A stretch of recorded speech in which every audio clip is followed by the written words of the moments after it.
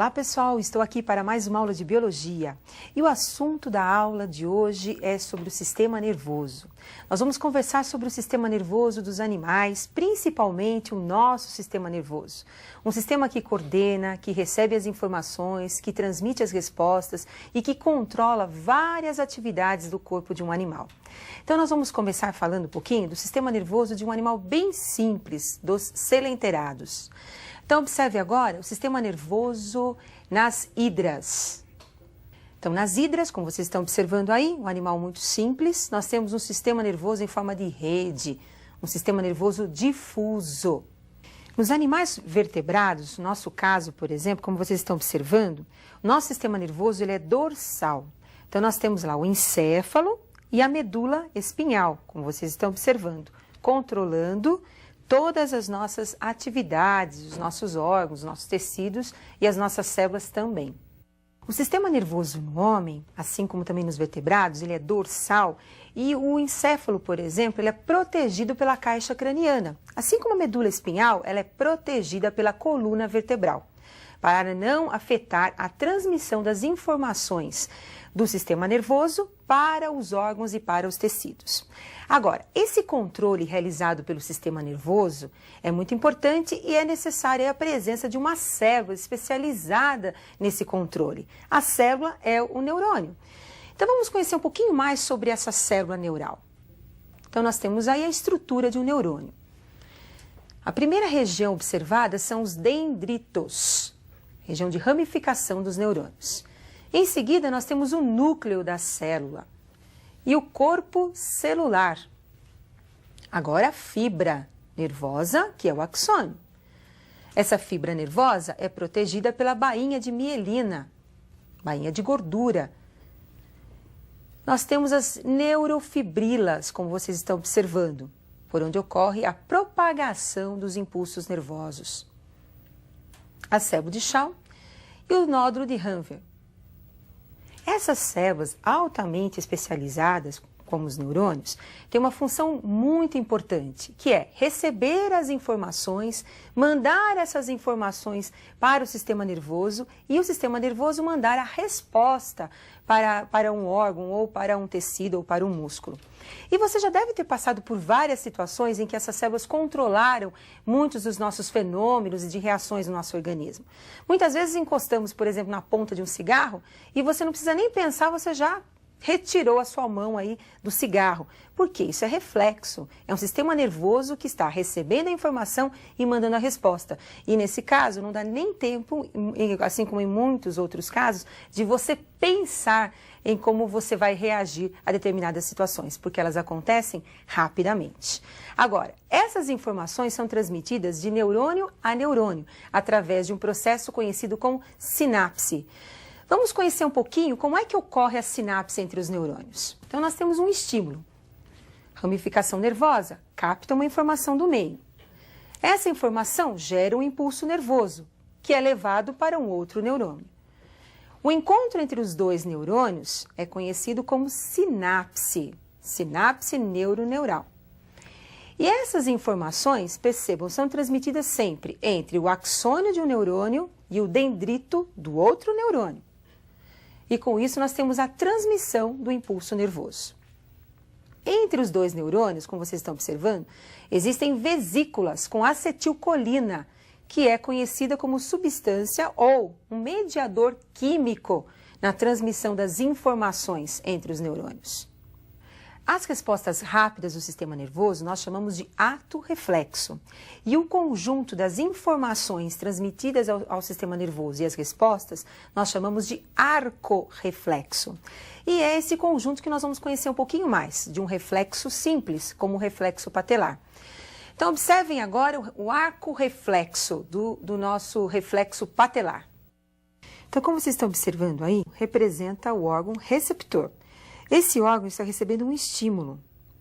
Esse estímulo é captado pelo tendão do joelho, através do martelinho, que está golpeando aí o joelho.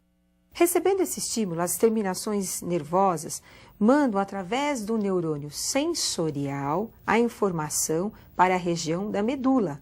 onde nós vamos ter aí o encontro com o gânglio. Observem que o gânglio é encontrado na raiz dorsal da medula, fazendo uma associação com outro neurônio, chamado de neurônio de associação. Na verdade, é uma integração entre os dois neurônios.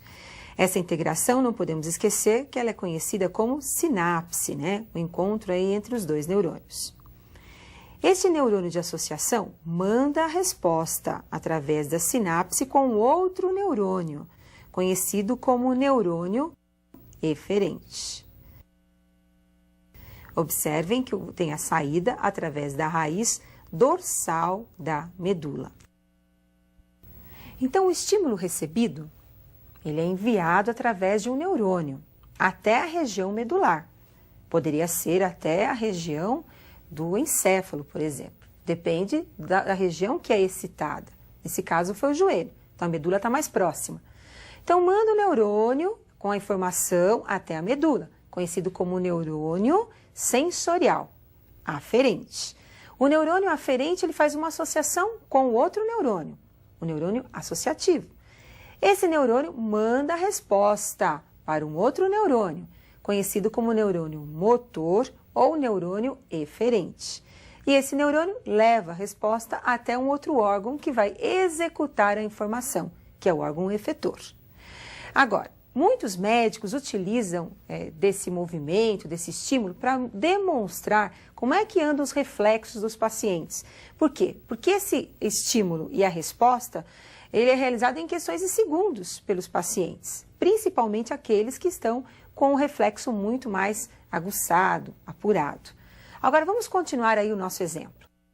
Então, observem para nós finalizarmos o nosso exemplo. Então, nós temos aí a informação chegando ao sistema nervoso, que é a medula, como eu já falei, e agora a resposta saindo pela região, então, ventral da medula. Essa resposta vai ser levada pelo neurônio motor, também conhecido como neurônio eferente, até o órgão efetor. E com isso nós vamos ter aí o indivíduo levantando a sua perna após o estímulo no órgão receptor aí, que no caso foram os tendões do joelho.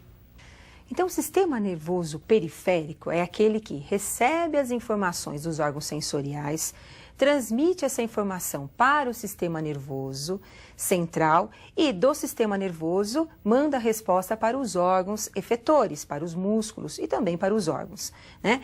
Agora, nós temos um outro sistema, que é o sistema simpático e parasimpático, controlados, então, pelo nervo vago, que é uma fibra do parasimpático, e também pelos nervos raquidianos, como nós vamos observar.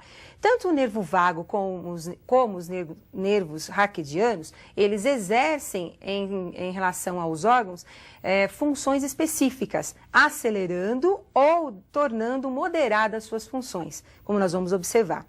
Existem nesse sistema duas substâncias que são chamadas de mediadores químicos, que controlam o funcionamento desses órgãos. E são sobre esses mediadores químicos e as suas funções que nós vamos conversar agora um pouquinho. Então, observem agora as fibras simpáticas e parasimpáticas agindo sobre alguns órgãos. Coração. Então, nós temos o nervo vago, que é controlado pelo sistema parasimpático, e o sistema simpático, o sistema nervoso autônomo, né? Então, a fibra parasimpática e a fibra simpática. Então, o sistema nervoso parasimpático, através do nervo vago, ele vai levar a informação ao coração, promovendo o que nós chamamos de bradicardia. O que significa isso?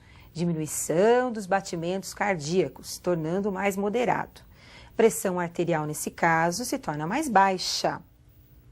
Enquanto que, através dos nervos raquidianos, o coração recebe a informação para que ele tenha uma taquicardia, uma aceleração dos batimentos cardíacos e um aumento também da pressão arterial.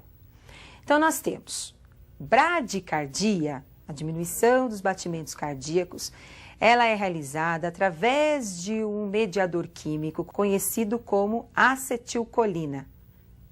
Enquanto que a taquicardia, ela é acelerada, os batimentos cardíacos são acelerados, aumentando a pressão sanguínea devido a um outro mediador químico conhecido como adrenalina.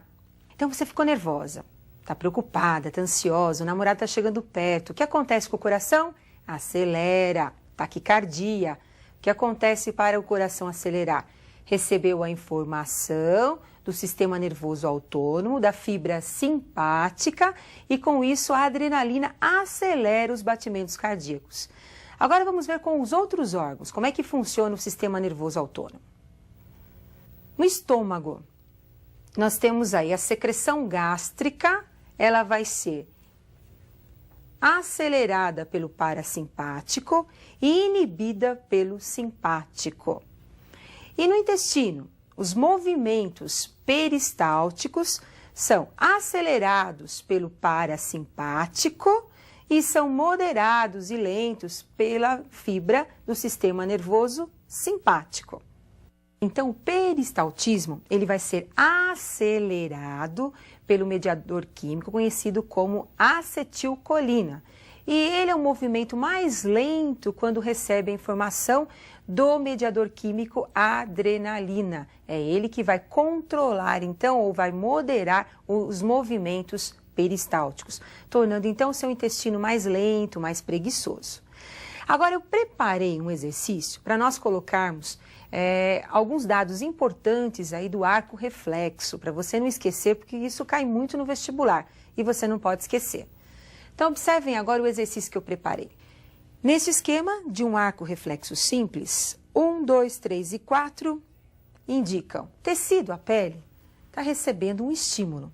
Vocês estão percebendo que esse estímulo vai sendo levado até o sistema nervoso, até a medula, através de uma estrutura aí representada pelo número 1. Chegando na medula, nós vamos ter aí um encontro entre os dois neurônios, representado pelo número 2.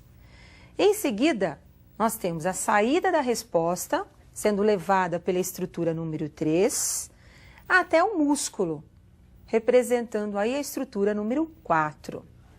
Então, vamos à resolução. Número 1 indica neurônio sensorial, ou também conhecido como neurônio aferente, porque é o neurônio que vai estar levando a informação recebida pela pele até a medula. Número 2, nós temos aí o encontro dos neurônios, nós chamamos de sinapse neural. Número 3 é o neurônio motor, ele é também chamado de neurônio eferente, levando a informação até o órgão efetor, que nesse caso aí, representado pelo músculo. Então, pessoal, olha, existem muitas atividades no nosso organismo que são controladas pela nossa vontade ou não. São os movimentos voluntários e involuntários. Mas dentro desses movimentos, o sistema nervoso que acompanha, que coordena todas essas atividades, ele é sempre dividido em sistema nervoso central, que é o encéfalo e a medula, o sistema nervoso periférico e o sistema nervoso autônomo, lembrando que nós temos o simpático e o parasimpático. Mas como é um assunto muito complexo e importante, eu gostaria que vocês retomassem, estudassem um pouquinho mais, porque isso é muito importante para vocês. E eu aguardo vocês para a nossa próxima aula de biologia. Até mais, pessoal!